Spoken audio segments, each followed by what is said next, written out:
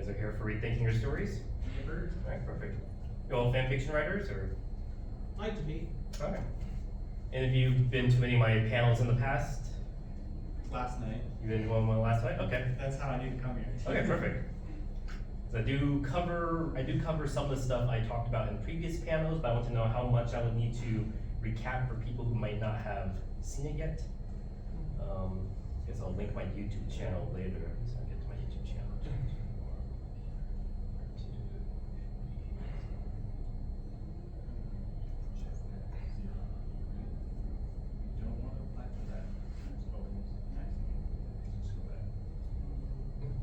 As if you're looking for a good piece of music, the House on Haunted Hill main titles are really good. The Don Davis, I think. Okay. Yeah. 'Cause honestly, that remake was better than it had any right to be. Really? Yeah, basically because it came out against the Haunting remake, which actually had, Spielberg and that behind it, and it wound up kicking its ass at the box office. There's been some interesting remakes that Yeah.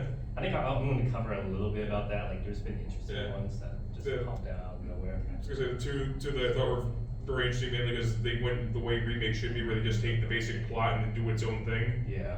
House on Haunted Hill and 13 Ghosts. Now that's also one of the reasons why I like the RoboCop remake. That also made it Funny because it also, I think I was going to talk about RoboCop in this because RoboCop was originally supposed to be a Judge Dredd movie, and so it's like that's that thing of you're taking something that was supposed to be one thing and having to it for another. Although one thing I really like with the remake is actually making Ed 209 a credible threat. Yes. And actually go downstairs now. Because my nephew and I are watching this where it makes me waiting for him to fall down. Uh-oh! Well, isn't that the problem with the Daleks in the old series too? Yeah. Up until like the Seventh Doctor, like the Daleks had issues with stairs. And then people acted like oh, the Ninth Doctor fixed that. No, 7 did. Yeah, 7. Yeah. Oh god, 7 was such a crazy Doctor. Yeah. The new Doctor Who's coming out soon, so. And considering it's coming off of Chibnall's run, and considering it's a co-production with Disney, and they haven't been that great. But it's RTD, and everyone loves RTD. Like for even his flaws he had in like his like 4-season run, people like dismiss it, saying, "Oh, RTD is so great." So I don't know. A lot of people blame Jodie Whittaker. No, I'm not blaming her. She basically tried she tried her best with the absolute dog shit she was She's given. like one of those like, I think all the doctors are kind of like that. Yeah. They, like Colin Baker especially, like they had the potential, and then they just weren't given the right scripts. Yeah. Luckily, both Colin Baker and Paul McGann were able to kind of redeem themselves with the audio dramas. I actually like Colin Baker's TV run actually. My favorite is still Capaldi. Like I don't think Capaldi had the best scripts either. Yeah. But you could tell he really loved the role, and the few speeches he was able to do. Yeah. Oh, they were great. Honestly, my favorite moment with 6 is in his first story when they wind up going on to Jakarta and basically gives a little speech about how beautiful it is. Harry basically says, "What's so beautiful about it?" And he's about to basically tell her off, and then he takes a look around, and he realizes what's happened, and you see him basically get this righteous fury at what's happened to the planet. Like basically underneath the braggart, there is a true hero there. All right, I think we are ready for the panel. So everyone just start piling in, and we'll get started. I think we'll get started in about a minute. I guess just to begin again, who here is a writer or interested in writing? Raise your hands. Fan fiction, original stories. Okay. Who here has been to any of my panels in the past? Okay, so we have some people. So I might have to recap a little bit. So if you came here from one of my, if you've seen some of my past panels, I have them on my website and YouTube channel, Transform Archive. I apologize, I might have to recap a little bit, but hopefully we'll be able to recap it in a new way. Who here was at the panel I did with Fiora yesterday? We did the legally publishing fan fiction. Okay, so we talked a little bit about some of the stuff there. So I'm going to try to hopefully cover a lot of new things in this panel. I'm given about an hour, but it looks like my friends are doing a panel after this, so if it goes a little bit over, I think it will be okay. Alright. Okay, I guess let's begin. So this is rethinking. This is rethinking stories, transformative ideas for your fiction. This is a panel that covers a lot of different topics I've been talking about over the last few years. So if you've been to any of my panels at any of the cons ever since I think about 2011, so 100 years of narrative art, derivative versus transformative. I've been doing a bunch of panels. I'm not sure if there's one specific theme or message. It just covers a lot of different topics I like. Hopefully this is a little more coherent, touching on a bunch of different topics that I like. Mainly, I'm coming from the direction of being an artist myself. I'm interested in trying to create new innovative ways to tell stories. I was a genetic biologist at Johns Hopkins University. When I went to university, that's why I studied genetic biology. So if you went to my con history panel, you might see I like to use a lot of genetic terminology in context of non-biological fields like art and writing as well. One of my big influences in college was reading the works of Alan Moore. So you might see me reference Alan Moore a few times in this panel. He's the author of V for Vendetta, League of Extraordinary Gentlemen, Watchmen, in case you don't know who Alan Moore is. But some of his ideas have kind of inspired me to rethink how I approach my stories. So not just as a writer, but as a consumer of entertainment as well. So I think right now we're in a state where we are kind of a lot of franchises are being pumped out now, some good, some bad. Sometimes you just want to have fun and have some escapism, but just like junk food and fast food, sometimes, this might be good just to intake as much as you can, but it might make you feel a little sick and wheezy after a while. And I think the same applies for our art. Like, yes, we could have our fun little escapist art, we could write our fun little escapist self-insert stories, but if we want to also have some serious message, stimulate ourselves a little bit, try to stimulate our readers, we want to try to aim for just a little bit higher. So this is my panel that's going to try to look at the balance between the two. So the first half, I'm going to try to summarize some of my past panels and then also add a little bit more. Specifically, I'm going to look at some of Michael Moorcock's and J.R.R. Tolkien's essay and kind of compare them both together. Specifically, J.R.R. Tolkien's On Fairy Stories versus Michael Moorcock's Epic Pooh and Starship Stormtroopers essays that kind of look at speculative fiction genre. And then I'm going to kind of go into my research. So I'm currently writing a bunch of comics. If you're following me on Twitter, you can see I've been trying to break down the hero's journey as well. So I'm just going to go through some of my research and kind of break down the quintessential story, see what it's doing wrong and what we could do better. So to begin, I'm one of your community guests here at Ponyville Satterfest. I was the one who did the comic book cover, and if you are a writer, you might see hidden in the pages of the comic book, I actually hid the Dan Harmon story circle. So if you need a quick story circle guide, it's kind of hidden within the pages of the cover I designed. And since this is an interactive story convention, in case you need it for your story experience, hashtag Fire in the Sky is my hashtag for the interactive game that's going on with the entire convention right now. All right, so let's get started. So this is one of the diagrams that kind of made me famous on one of the comic sides of Tumblr. Specifically, I like using Watchmen as kind of my default example. So when I do this panel at anime cons, it's like Watchmen's a good alternative to an anime that kind of gives the foundation for what to talk about. When it is at Comic Cons, of course, everyone knows what Watchmen is, but Watchmen itself was basically inspired by our Charlton characters, but Alan Moore did such a transformative take, it basically went on and became its own thing. But since Watchmen was so impactful, it inspired a bunch of derivatives. Some were very, very derivative and some a little more transformative. So for the first decade of me doing this panel, I kind of was doing this on a graph, basically transformative versus derivative. But you see later on, I eventually evolved to make it more in a quadrant. So these are the three individuals who are going to kind of inspire some of the talking points I'm going to talk about.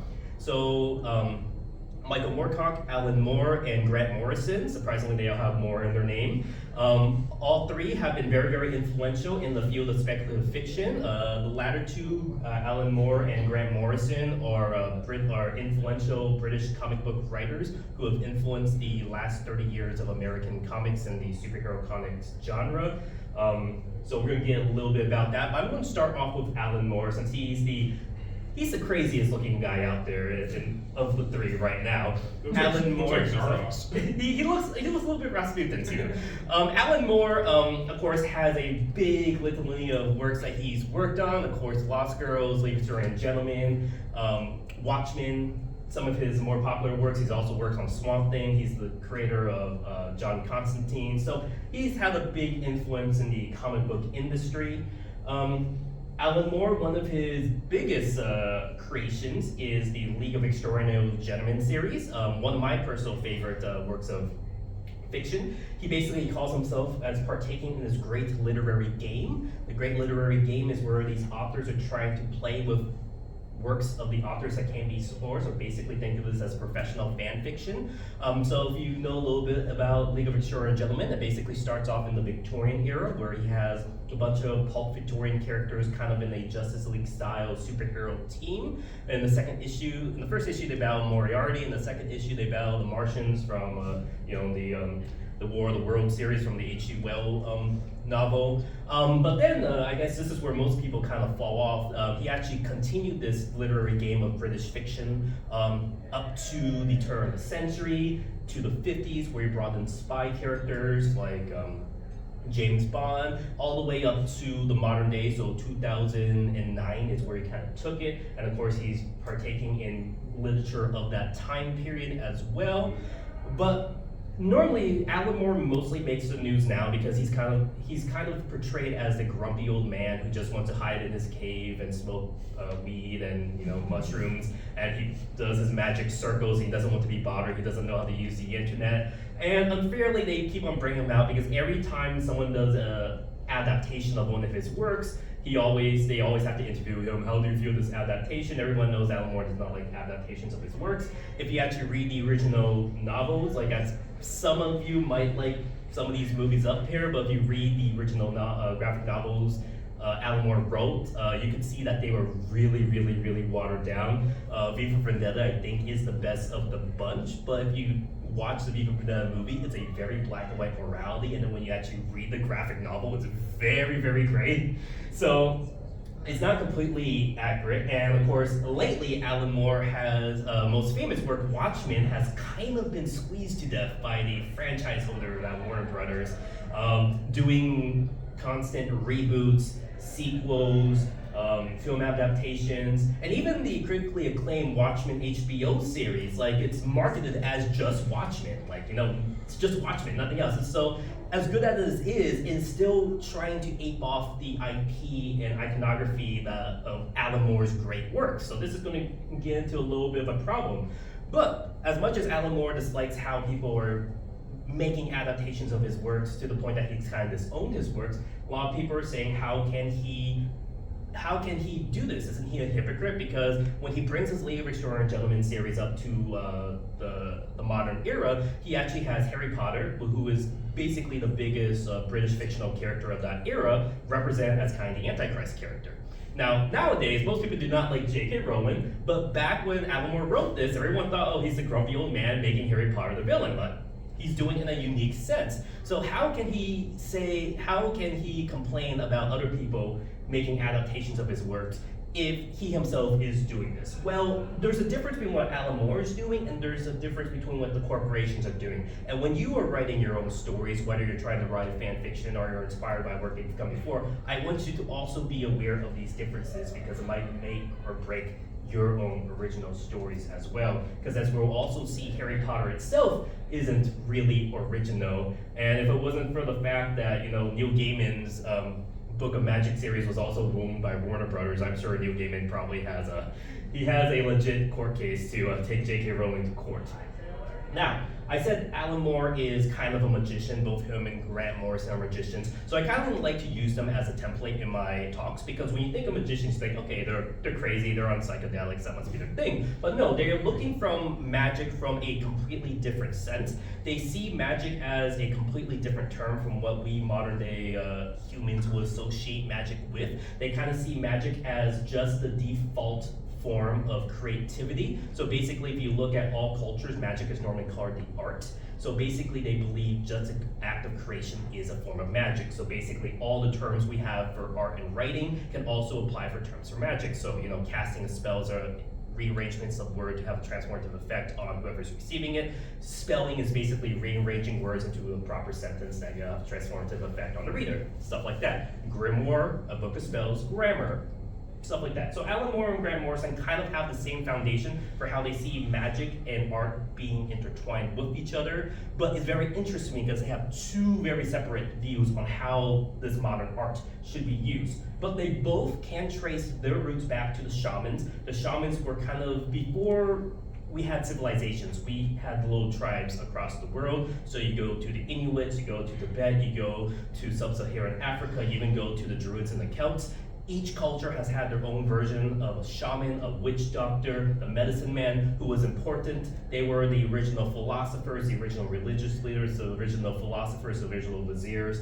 But most importantly, these were the original storytellers before we actually had written language. They were the ones who would pass stories down that would hold important morals and message from one generation to another. Now, each time a new generation of shamans would retell the stories, they would tweak it a bit. They might add their own little headcanons, their own little takes. If they're talking about gods, they might add their own favorite gods, giving them a bigger role. They might ship their favorite heroes together in another story. So if you think about it, as old as storytelling is, basically, if you think of this as fan fiction is equally just as old.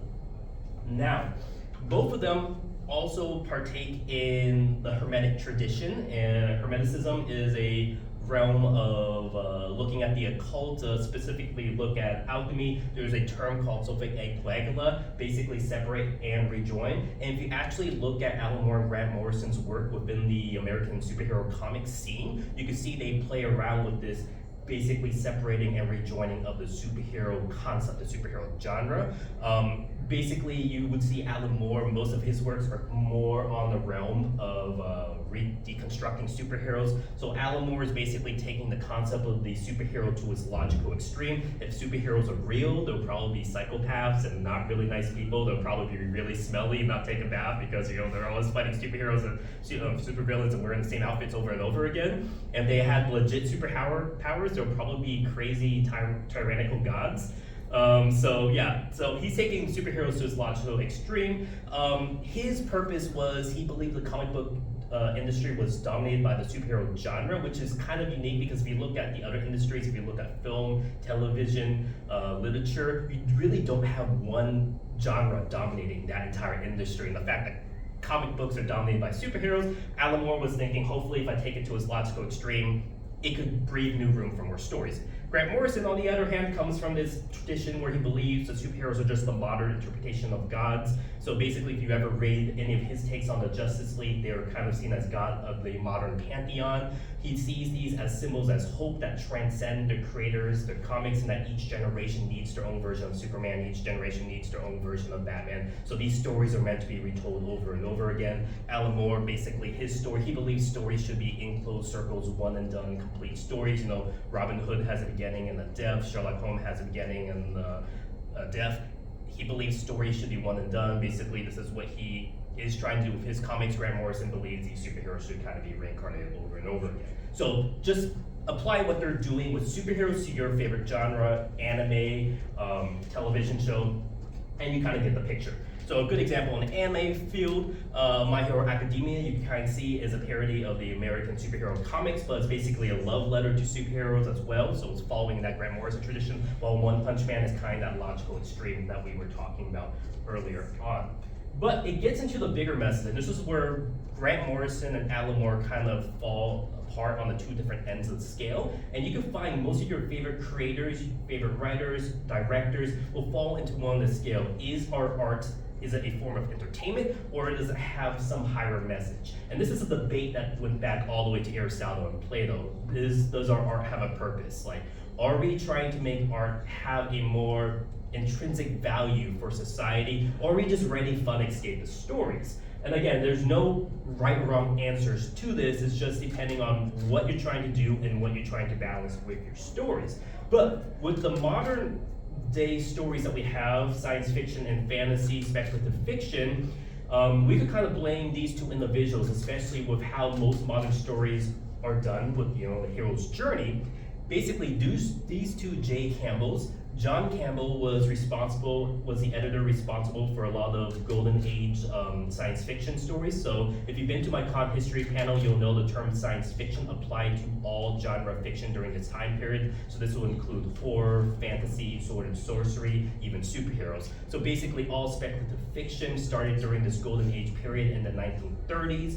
And he was one of the editors for it, so he was kind of the unintentional person who started to shape what were his favorite stories, and basically his favorite stories would be the ones that were published and would kind of shape how the public would start reacting to these stories. The other J. Campbell, Joseph Campbell, of course, is the one responsible for documenting the model myth.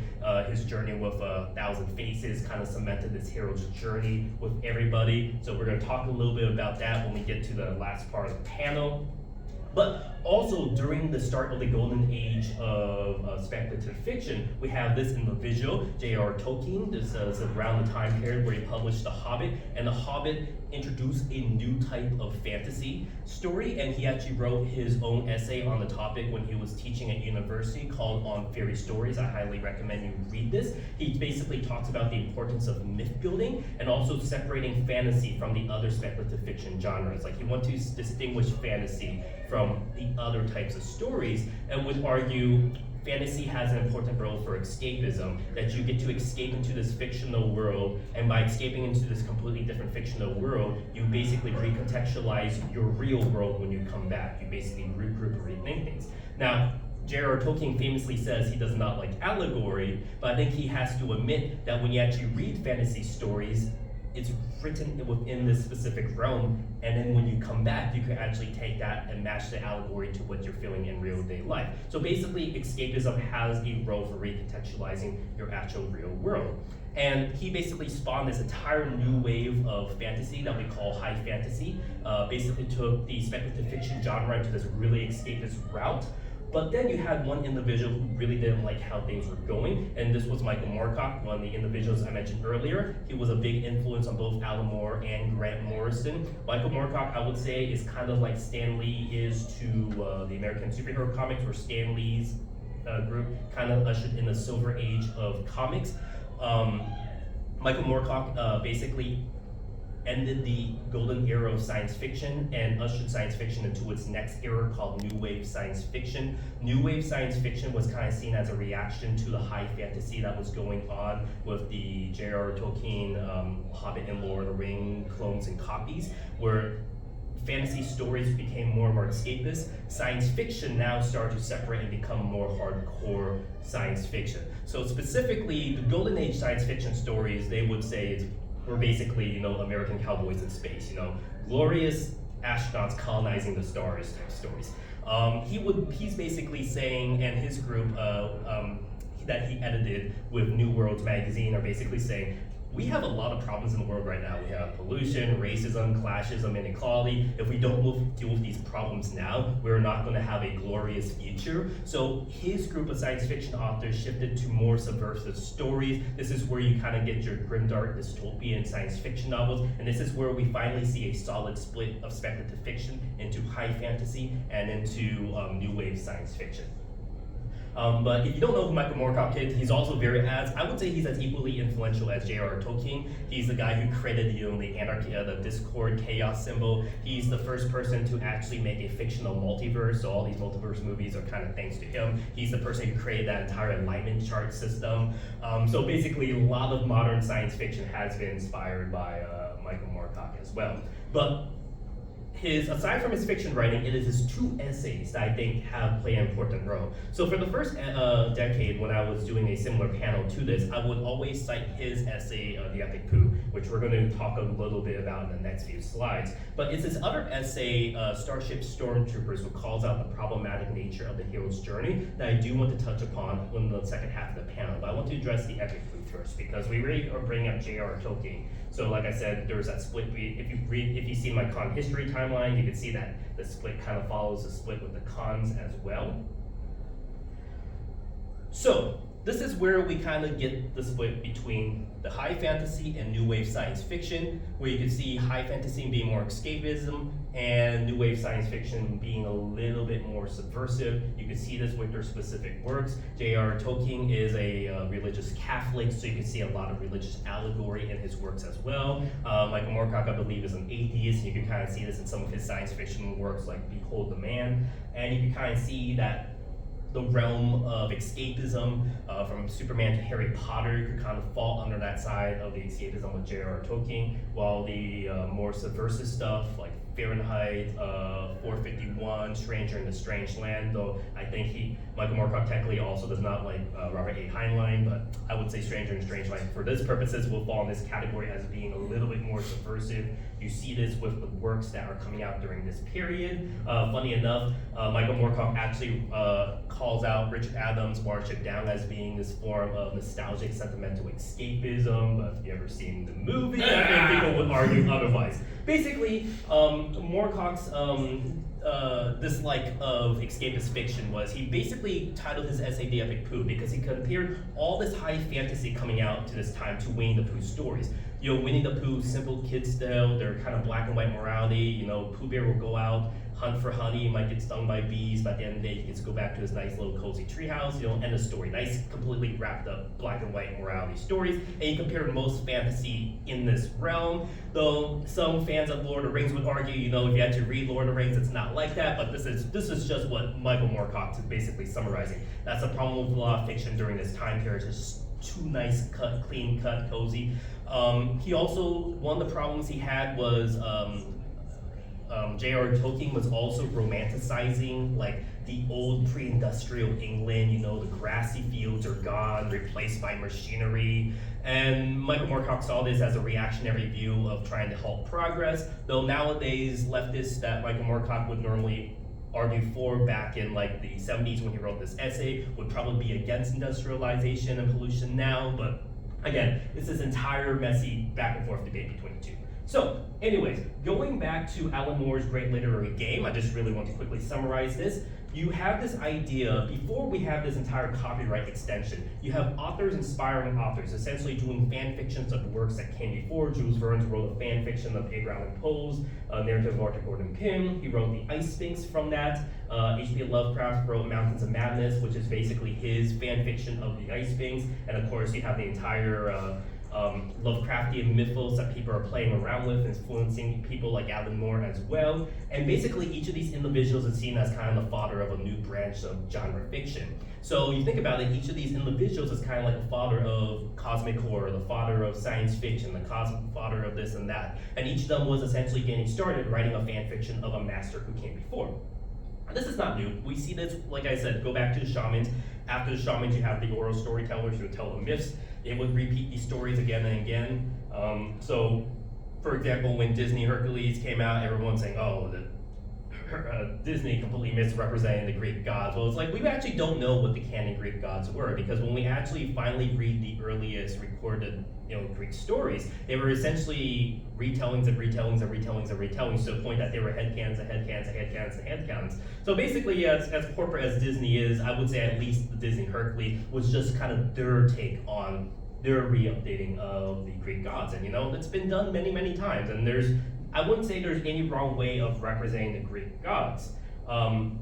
Crossover fiction, Jason the Argonauts, all the way to Journey to the West, has also been popular. And basically, as soon as we had our first Western novel, Don Quixote, someone wrote an unauthorized sequel to Don Quixote afterwards. So like I said, as fast as new mediums of storytellings are coming out, someone is going to instantly do a fan fiction of that right afterwards. So as soon as the West had access to printing, novels, someone wrote a fan fiction to the first printed novel. So that's just something that's been happening. So we could see this with going back to superheroes, all these tales to inspire the pulp fiction characters of these time periods, all the way to inspiring Superman, to inspire the entire litany of American superheroes, even up to Alan Moore's take on Miracle Man as well. Basically, we see this as headcanons being a lot of these authors are basically doing their headcanons of their readings of these works and basically creating their own things. If you actually look at J.R.R. Tolkien's talks about his childhood. He basically fills the Lord of the Rings trilogy with his headcanons of, reading Macbeth and reading Hamlet as a kid. You could basically see, like, even up to modern fiction, a lot of modern fiction has basically been headcanons or readapting previous myths that came before. Yale professor of literature, Harold Bloom, calls this the anxiety of influence. He basically references every time there's a student of English poetry kind of misinterprets the works of the master, they basically create a new form of English poetry, basically creating a new branch. Again, going back to my genetic biologist background, basically you would say this is a mutation. And a mutation, if it's successful, basically eventually goes on to create a new organism. So you see this with these new genres being formed out of misinterpreting the masters, and then boom, if it's a successful genre, a new genre will form from this. And like I said, as soon as print became accessible to the public, we were doing that back in the 20s. We were doing something called the Tijuana Bibles. You go to the 60s and 70s. In America, we had fanzines. In Japan, we have Da Vinci. It's just a tradition that's been going on. And for the most part, they were able to get away with it until a certain period. And when is this shift that kind of happens is this work, The Air Pirates, written by an underground comic group in San Francisco. They did a parody of Disney's Mickey Mouse, where he had the Disney characters, Mickey, Minnie, Goofy, basically, smuggling drugs across the border, having lewd sex, a lot of adult stuff that Disney won't like. It was brought to court. Disney won, basically on the point of protecting their IP, because the Disney argument was, if a kid found your comic and showed it to their mom is not going to know what your company is, but they're going to instantly see Mickey Mouse and identify with us and then come and complain to us and probably sue us. So to protect our brand recognition, we have to, enforce this.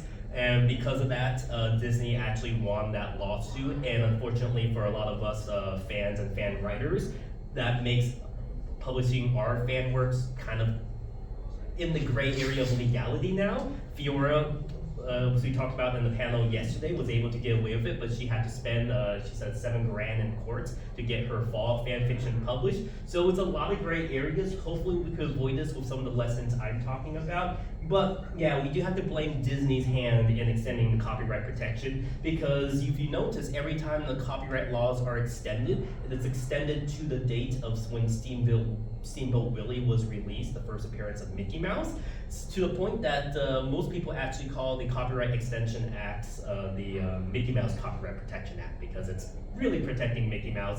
I think Disney finally is now is no longer fighting this, and by next year, Steamboat Willie should come into public domain. However, there are some caveats. When something comes into public domain, it is only that iteration of the character. So for example, in about another 6 years, when Superman comes into public domain, you're not going to see the Superman who could fly, he's from Krypton, and fights Lex Luthor. You're going to see the original OG version of Superman who could just bounce really high, and kind of that's it. But Disney is also maliciously trying to play around with this. If you notice, the beginning of all the Disney movies now have an animation of Steamboat Willie, so they're trying to use that as their, logo, represent trademark. So we'll see what happens. So because of this, most people, when they are dealing with trying to create their own fan works or the works that are heavily inspired by other sources, have to fall under the factors of fair use. If you ever seen a YouTuber go through having their videos DMCA, you probably know about this situation. We're just going to focus on the transformative factor of fair use. And because, again, I'm trying to summarize my past panels really, really fast, I'm not going to go through all the court cases. We're going to go with the two quickest court cases. Coming Through the Rye, basically a retelling of Catcher in the Rye, but taking place 60 years later with the main character as an older man, was not considered transformative. It was too much, it was aping on the name Catcher in the Rye, and it didn't really add anything new or transformative to the original story. It was just retelling the story with the character as an older man. But the one that was actually all be published was The Wind Done Gone. It was a retelling of Gone with the Wind, but from the perspective of a black female slave, which completely changes the dynamic of this story, because the original Gone with the Wind was written for aristocratic, upper class white Southerners. So when you retell the entire story of Gone with the Wind from the perspective of the lowest member of society at that time period, it completely completely changes the social dynamic, completely changes the political commentary, and thus it completely transforms the original intention of the work, even though it was retelling it, and thus it was transformative and allowed to be officially published. So that one was able to win through the court cases. So I had some examples of ones that were won, win done gone, along with examples that did not win the court cases. So I think one of my main arguments, I don't think I got across in my panels the last few years, is if we hold the copyright holders and the companies and production companies who own these IP to the exact same standards as what it means to be transformative, I would argue that almost every single modern reboot, retcon, retelling of a franchise property would not be transformative in this case. And because of that, I don't think these IPs are in any stronger hands being owned by a corporation. We can see this with the Star Wars sequel trilogy. Again, it's a little, now you have to remember as good as the directors or actors or writers that all these production companies and IP owners hire, their main purpose for making these works is money. So of course they're going to care about what's going to make the most amount of money. And we see this with the first film in the new Star Wars trilogy. The Force Awakens basically just retells A New Hope, and it has a lot of cameos of the older characters. It was basically just a retelling of The New Hope. It was a nice, fun, safe, escapist movie that everyone could enjoy. Old fans could enjoy. It could be introduced to a new generation of fans. That I wouldn't say it was very, very transformative, but it was a safe story. And as we could see with the Rotten Tomato ratings, both the critics and the audience liked it. On the other hand, the more contentious one is The Last Jedi. I personally like The Last Jedi, but I understand a lot of people do not like The Last Jedi. I like it because, again, I'm the guy who loves the deconstructing transformation of things. But it took a really risky direction. And obviously, it was very risky because the audience did not like the movie. And because of this, Disney backtracked from trying to do more experimental storytelling, and then they brought back J.J. Abrams to do Rise of Skywalker, and you know what happens. It was not that good. So while I understand why fans might not like Last Jedi, I would rather see more companies produce Last Jedis than basically rehash New Hopes, over and over again. I want to see something new and different. Even if I don't like it, I think the risk is better than just retelling something over again. So this is why, going back to Alan Moore's complaints with Watchmen, that's the problem with a lot of the Watchmen derivatives. They're kind of not just retelling a lot of the same basic beats of Watchmen. I would argue they don't even understand the original beats of Watchmen. I have an entire video on that. You can look it up on my YouTube channel, but if you see, especially with Doomsday Clock, which is the official DC sequel to Watchmen, they completely misunderstand the narrative techniques Alan Moore and Dave Gibbons were trying to do in Watchmen. And like I said, even as good as the HBO series was, it was banking on the name recognition of Watchmen. If it was released under any other name, I'm not sure it would get the exact same audience or pool as what people were hoping for. So basically, DC Comics is basically doing what the Simpsons meme has been basically saying for a decade ahead of time. And I would argue most production companies now, most franchises, Warner Brothers, Disney, all these different companies are basically doing all these reboots, retcons, and sequels for name recognition. It's not really to produce anything really with artistic merit. Now, it's not to say that some fantastic works cannot come out of making new franchises. You could argue Dark Knight is a fantastic reinterpretation of Batman, and or basically deconstructs all the critiques that most people have about the Star Wars universe. So I'm not saying good stuff can't come out of it, but for the most part, it is not that good. But in some cases, some gems actually come out of these rebooted franchises, where I would say that the new work that was inspired by the previous work actually might be better in some cases than the works that came before. But for the most part, it is not.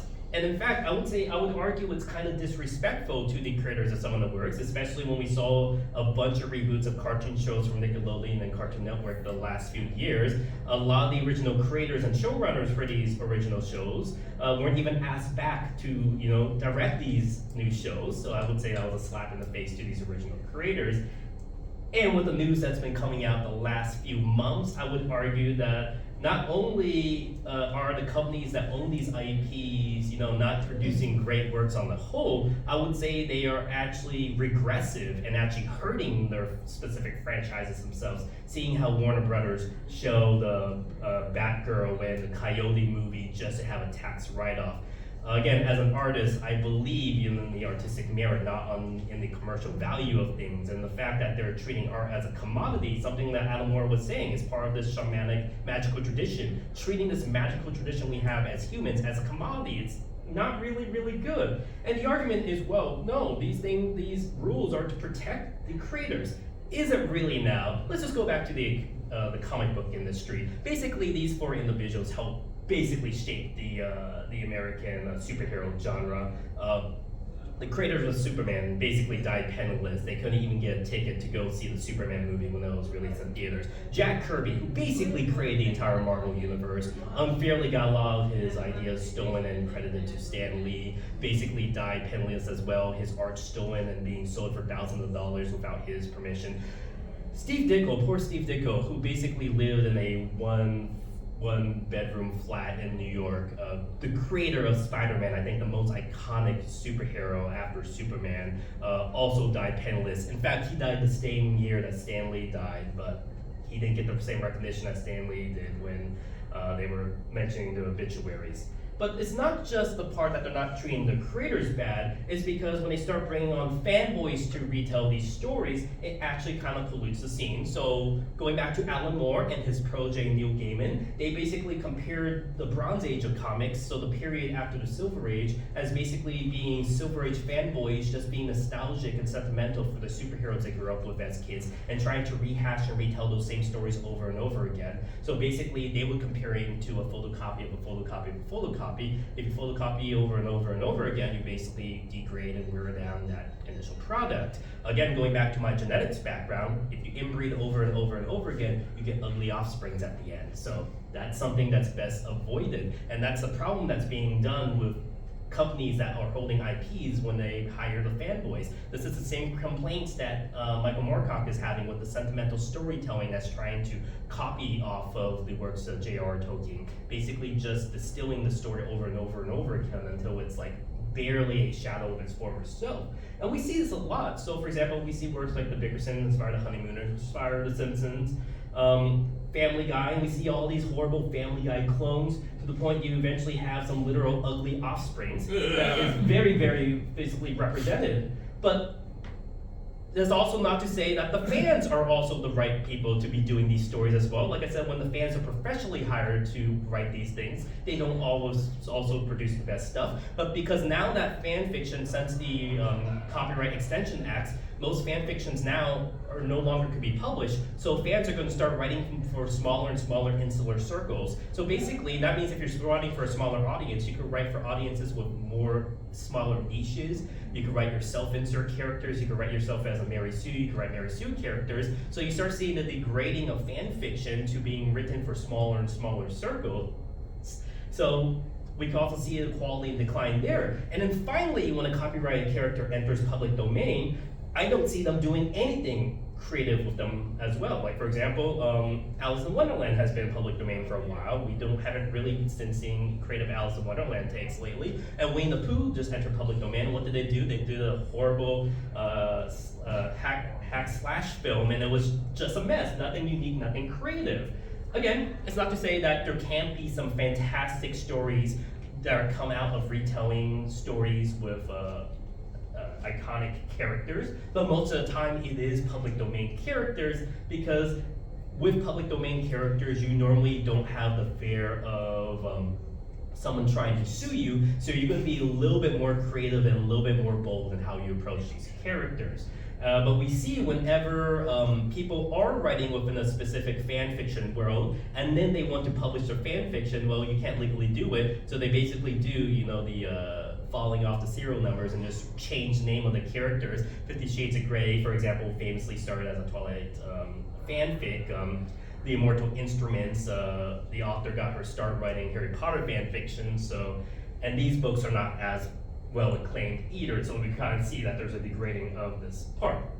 So going back to Alan Moore, how Alan Moore writes Harry Potter in his League of Extraordinary Gentlemen series is completely different than how a fanfic author will write Harry Potter into their story. So he's, again, doing this from a literary game. He's partaking in what is the biggest parts of British cultural media of that time period and writing it in a way that kind of constructs the narrative, pointing out in his story how Harry Potter itself is not original, how Harry Potter is aping a bunch of more talented authors who came before. J.K. Rowling is basically just taking parts of different stories like Wizards of Earthsea, Platform, 13, Worst Witch, The Dark is Rising.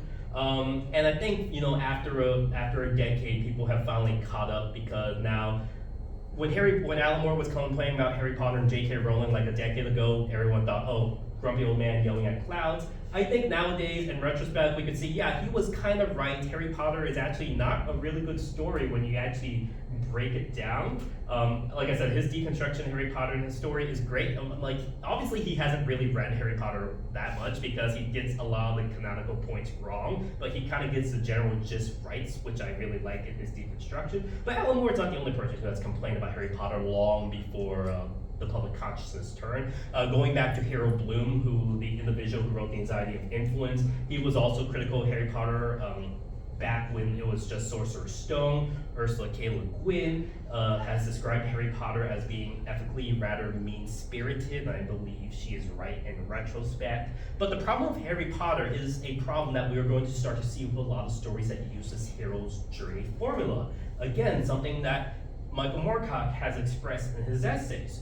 So, going back to this graph I wrote, like I said, I used to do derivative versus transformative. So basically it will be like this. In the last few years, I started to update it. I realized it's not a complete straight line. I believe it's more of a quadrant. I don't have a name for this yet, but maybe it might. This is a creation of my own. So just use it. You could use it to help test your stories, like where would you put your stories on this graph? Where will you put your favorite properties on this graph? Are you consuming too much of one thing? Like I said, it should be a balance. Like I said, no one quadrant is good or bad. It's just a balance of what you need at that time period. So going back to Alan Moore and Grant Morrison, you could say both their works are transformative takes on the superhero genre. Grant Morrison's a little bit more escapist, while Alan Moore's stories are a little more subversive. And you have works that basically fall under escapist derivative side. My Little Pony, the reboot by Lauren Fouts, you could say, was very transformative take on the previous 3 generations, but it's still an escapist work. BoJack Horseman, another animated horse show, you could say is very, very subversive. If you ever seen the TV show, it's a rough ride if you actually get down to it. Something like the entire Saw franchise, the torture porn is very, very subversive and very derivative. On the other hand, like I said, I do love The Last Jedi, but I would say The Last Jedi is still derivative because you have to watch the other Star Wars movies to get the context. I would say derivativity stands not only, I think if you could understand the work without context of the works that came before, it could be a little bit more transformative. Like Watchmen, you don't need to understand the Charlton characters to get Watchmen. I love The Last Jedi, but you have to understand the Star Wars universe to really, really understand it as well. So basically most works will fall under these categories. So the problem is when most of the works are derivative and escapist. And at this point in time, most of our fiction coming out of all of our mediums, our novels, our movies, our television shows, our comics, our video games are falling under the escapist derivative side. So I'm not saying that side is completely bad. What I am saying is as authors, we should try to balance our works to try to fill the other areas. Yes, quick question. Question. If you were going to put, I know it's not an actual property, but where would you put, like, say, Fall Equestria on that? Everyone's always asked me that question, and I'm gonna be honest, I've not read Fall Equestria, so I don't know. My answer would be, if you could give Fall Equestria to someone who has never played Fall and has never seen My Little Pony, and they could understand the context and they get some deep meaning out of it, I would say it was transformative, but they actually still need to have an understanding of Fall and My Little Pony, I would say it's still very derivative. Again, we talked about this with Fiora's case because she published her fan fiction, and we talked about it yesterday. She had to argue different claims. She won on the legality of transformation, but she also won on a bunch of different legalities, specifically Bethesda not going up to the court to represent themselves because they were doing with the 76 drama, so they couldn't even show up in court. Yes. Which side, left or right? Ooh, I would say it's subversive. I would say definitely Fallout Equestria is subversive.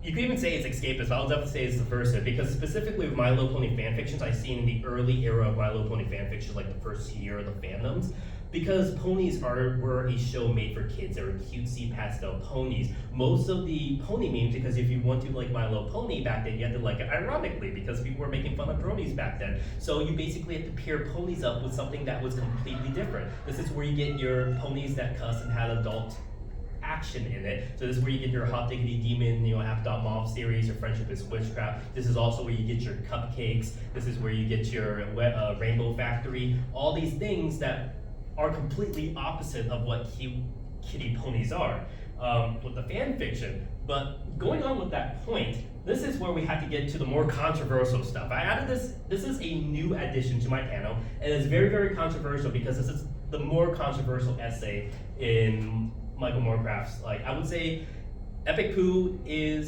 produces a fair argument, but a lot of people who agreed with Epic Pooh might disagree with his arguments with Starship Stormtroopers. Basically, he was calling out Heinlein's Starship Troopers. Again, not the movie that was deconstructing the novel. The original novel was very, very fashy.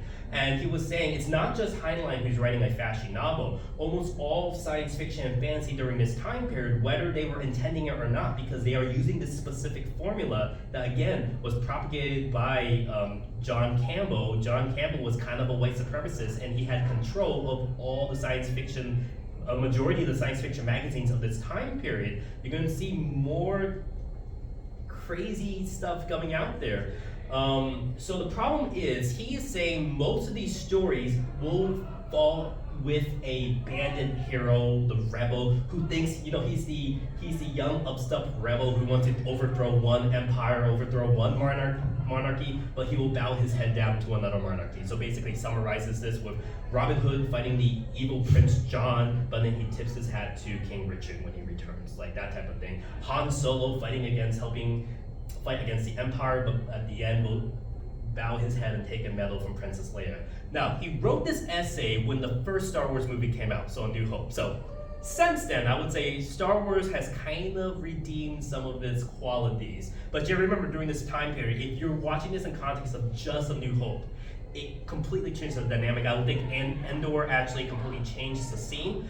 But there's actually a good essay I just read online a few days ago that kind of points out the problem with Star Wars during this period as well, before Andor, is how many, crazy white-brain supremacists you see loving the rebels, even though the rebels are probably representing someone who they will be fighting against. And how many, leftists will be supporting and cosplaying as stormtroopers and Darth Vader when it's something that, it's also polar opposite of what they're supporting. The problem with a lot of science fiction is it's like, okay, our bad guys are Nazis, that's it. They don't give any dynamics to it. It's just, okay, these are the bad guys. That's all you have to know. They're space Nazis.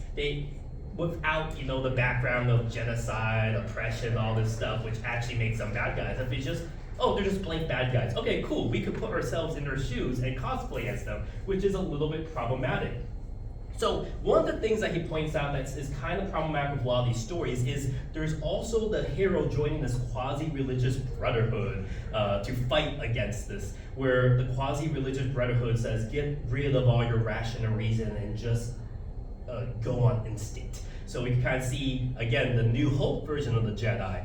Luke, just use the Force. Forget the tracker. Just use the Force. Embrace this instinct. You see this with the Fellowship of the Rings. You have a fellowship that's fighting against Mordor. Even going on to Harry Potter. This was decades after this essay was written. Harry Potter joins Dumbledore Army, which kind of seems like, underground Second Amendment militia in retrospect. So you have a lot of these little problematic elements, especially when it comes to promoting perennialism. So basically, it's arguing, oh, these children are rebellious. They're rebelling against one authority, like I said, but they are still placating to another authority by the end of the story. No matter how rebellious these heroes are, they're always placating them. And basically, again, this entire style of science fiction writing gave rise to L. Ron Hubbard, who basically created his own cult, Scientology, and another individual, Charles Manson, who also created his own crazy cult. So again, it's not the best stories. And a lot of these stories were heavily inspired by the Ring cycle made by Wagner. Of course, Wagner's operas were very, very important. He's the one who basically influenced the modern movie soundtrack score as well. So basically, characters having their own theme song was something that Wagner did with his operas.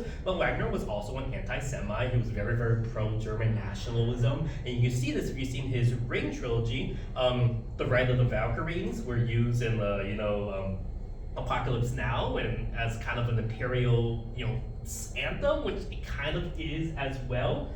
And another author, so basically another new wave author who worked under Michael Moorcock, Norman Spinrad, he wrote a novel called The Iron Dream, which is the alternate history of what if Adolf Hitler after World War I migrated to America and became a science fiction author. So he basically writes this science fiction story, which is a metaphor of the pure Aryans trying to fight against this inbred, mutated group of people, basically portraying his fascist ideology, but it works completely one-on-one with traditional storytelling conventions of science fiction during this time period.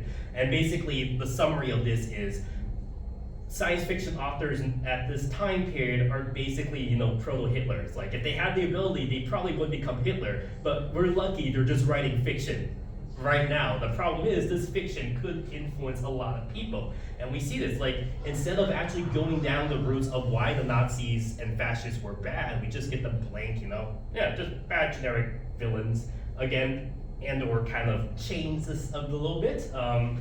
I haven't seen the entire show yet, but from what I was seeing, it does look kind of good and supportive. But again, it's a problem because we are now, almost every single major franchise still unintentionally is using this entire hero's journey method, which could be seen as a little problematic. But there's some good and bad elements that can be taken into care of it. It's like I say, Michael Moorcock was not arguing that you should be ashamed of yourselves for reading this bad fiction. He's just like, just think critically, you can have fun and read Lord of the Rings and watch Star Wars. It doesn't make you a bad person, but don't take it as political gospel because it might lead you in the wrong direction. You have to be a little more critical with your stories. So just for fun, because I'm working on a lot of my stories myself, I want to look at some of the top franchises, earning franchises of all time. Surprisingly, it's Pokemon, and then Mickey Mouse, and then Winnie the Pooh, and then Star Wars, and you jump a few tears down when it's Harry Potter.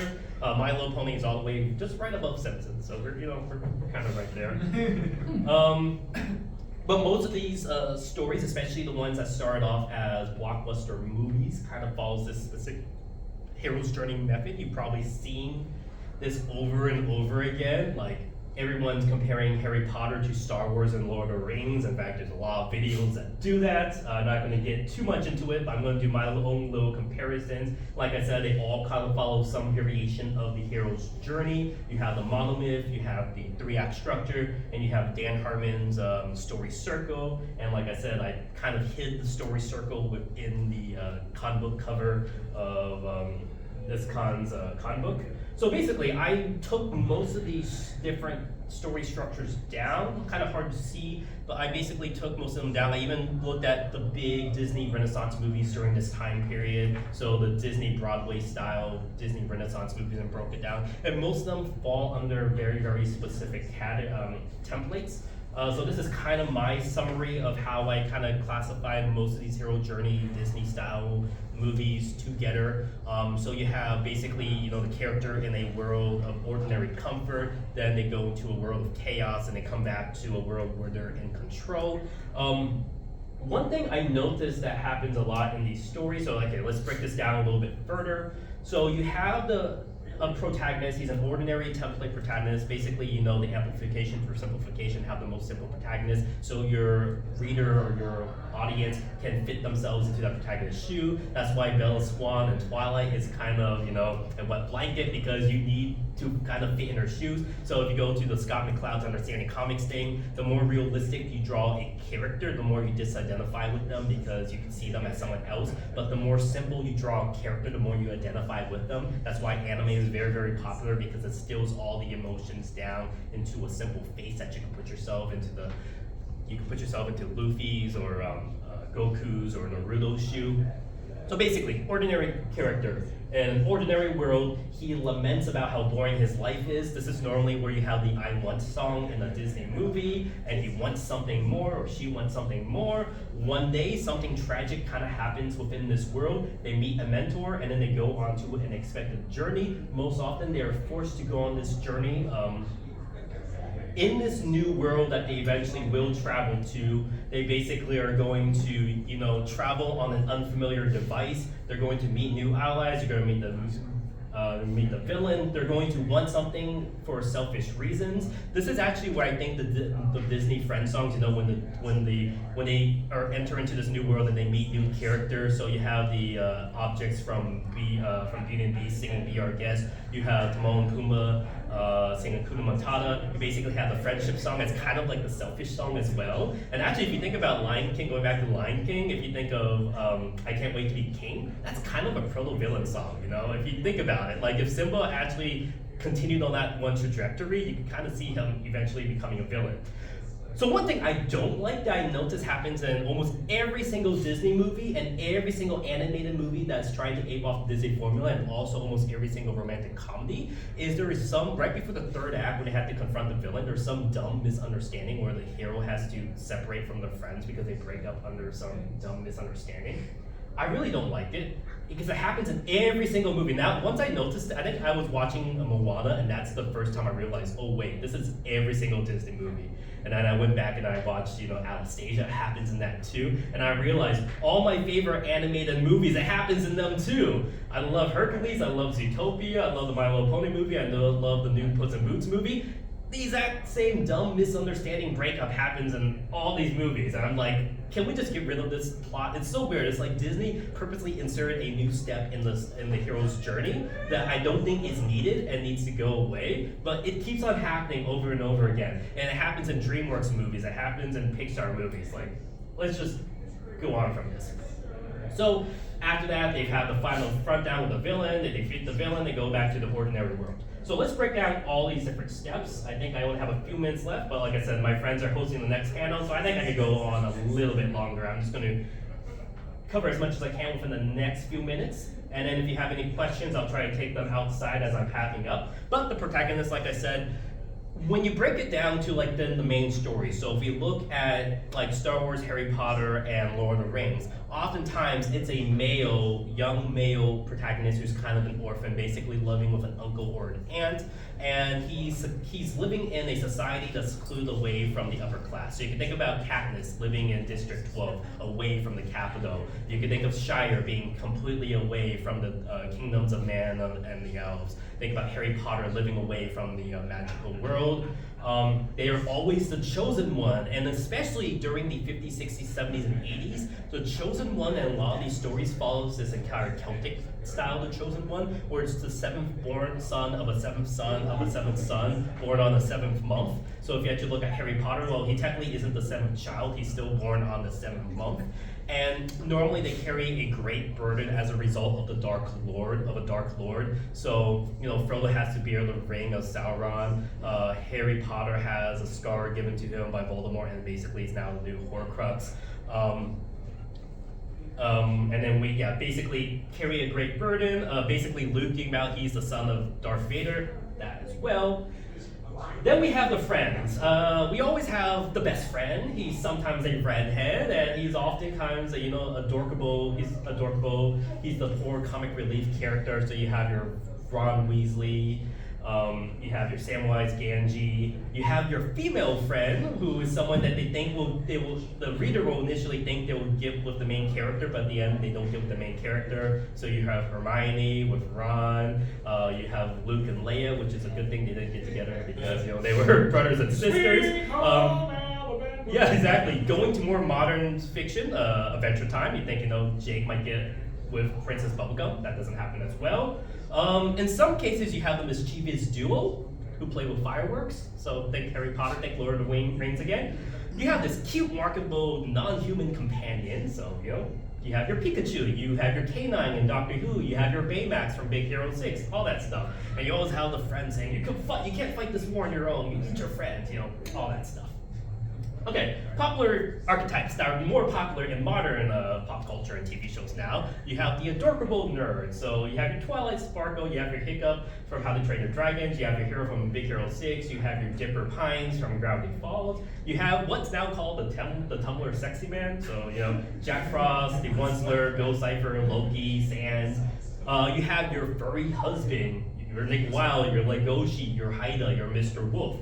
And again, like I said, you have your cute non-human sidekick, your K9, your BB-8, your Baymax, your Pikachu, and of course you have a bunch of himbo characters in a lot of these stories as well.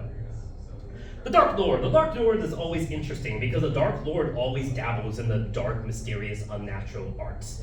But because he's been dabbling in these arts, he loses his physical form and must reside in some immaterial form. The Dark Lord's soul is sometimes bound to a specific object. So think about the Sauron being bound to the One Ring. Think about Voldemort to bring his body to a bunch of Horcruxes. Even if you think about the new Star Wars sequel, Darth Vader's mask was kind of seen as a relic by Kylo Ren, at least for the first movie that was talking directly to him. These relics need to be destroyed. So you go onto a collectathon, which I'll talk about in a bit.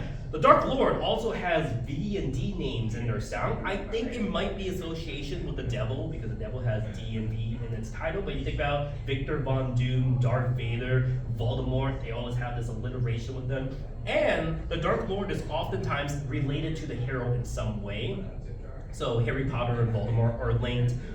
Luke is the son of Darth Vader, so there's always some linkage between the hero and the Dark Lord. The other antagonists, so antagonists are not always bad guys, but they initially appear as antagonists. So you have a ambiguous character whose loyalty is unclear at first. So we see this with Snape in Harry Potter. You see this with some of the characters in the Lord of the Rings, especially the Fellowship of the Rings. This is something that's interesting. You have a bald humanoid character who speaks weird or speaks in third person and punishes themselves, and sometimes both a help and a hindrance to the main protagonist. So you think about Gollum in Lord of the Rings, and then you think about Dobby in Harry Potter. And then when I did this panel at Everfree Northwest this year, someone actually pointed out, wait, Yoda technically fills that role at first. And it's like, that is true. Yoda also speaks weird, is a bold humanoid, and he's a help and hindrance initially to Luke before he reveals himself to be the wise master. The bad guys are always cloaked in black because black is cool, black is evil. So again, black is cool. That's why a lot of people cosplay as characters who are cloaked in black uniforms, even though again, they might be space Nazis, so don't do that. Sometimes there's always an evil scheming assistant with worm in its name. So you have Wormtail and Wormtongue. And then you would go back to Celtic mythology, you have Storworm, which is the evil serpent dragon that's supposed to destroy the world. For some reason, you also have a giant spider. Giant spiders are scary, so just add a giant spider somewhere in your story. It's all fine as well. What are you, John Peters? Yes, exactly. Nick Cage has to fight the giant spider. You have the Wise Mentor. So the Wise Mentor usually is the one who appears when the mysterious stuff happens in the ordinary world. Normally he appears on the protagonist's 11th birthday. So you have Obi-Wan always watching out for Luke. Of course, you have Dumbledore with Harry. So technically, it's Hagrid that's the one who initially approaches Harry Potter. You have Gandalf, going to Frodo, all this stuff. The Wise Mentor is normally a wizard who wears the robes. Jedi are basically wizards wearing robes in space. So Obi-Wan Kenobi also fills that same role. The Wise Mentor then teaches the hero in a mystic art. So Obi-Wan is teaching Luke the Force. Dumbledore is teaching Harry Potter, defense against the dark arts. All this stuff. The Wise Mentor normally has to sacrifice himself earlier in the story and returns to save the hero in some terrified form. So we think about Obi-Wan Kenobi allowing himself to be killed and eventually coming back as his Force goes. We think about Gandalf fighting off the Balrog, coming back as Gandalf the White. even if we go to Harry Potter, what happens later in the story, Dumbledore allows himself to be killed by Snape, coming back and meeting Harry in the afterlife. And they're often killed by someone they once considered a friend. So again, repeat the same thing. Anakin Skywalker kills Obi-Wan, listen to that.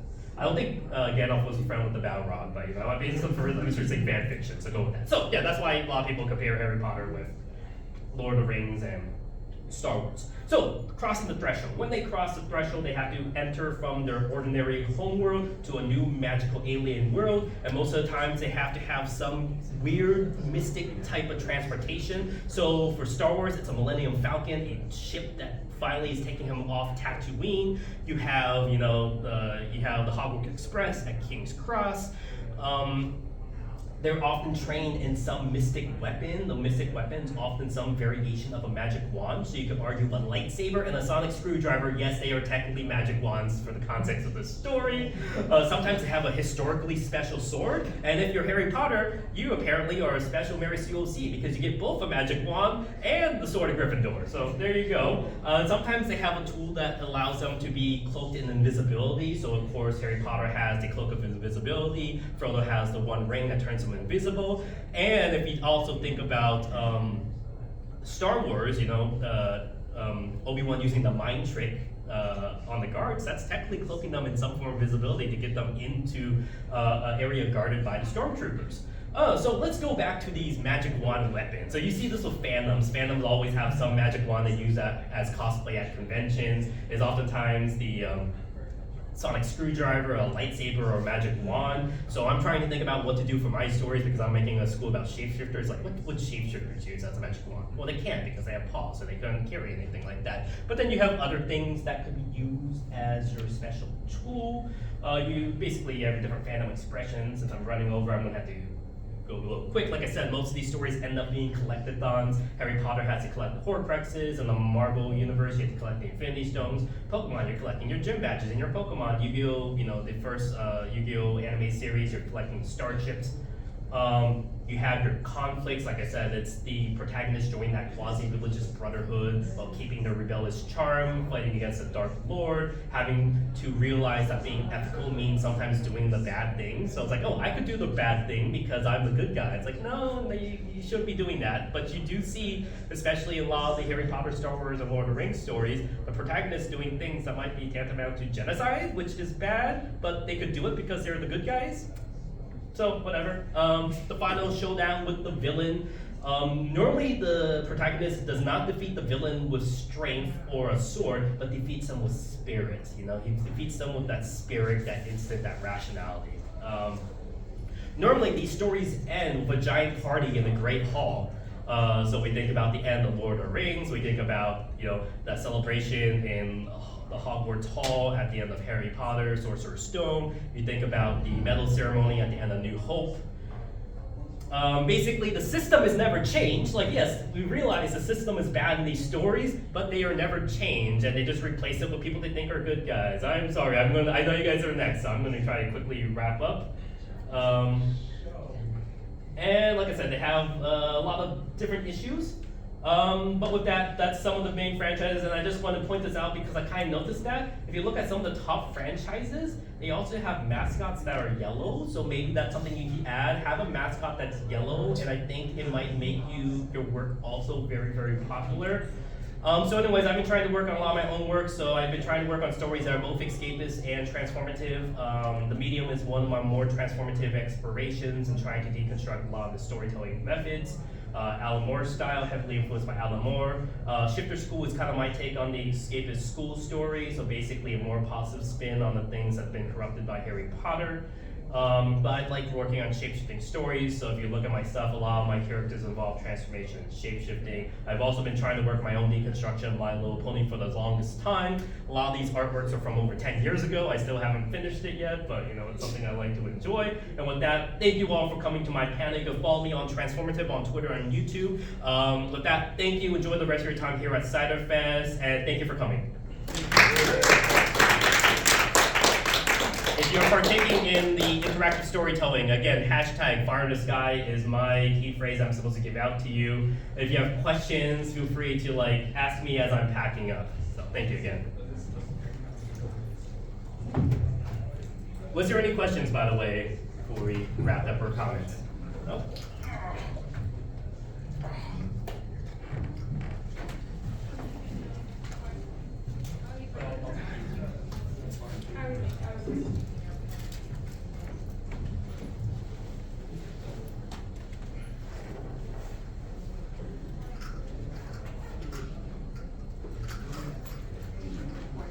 Yeah.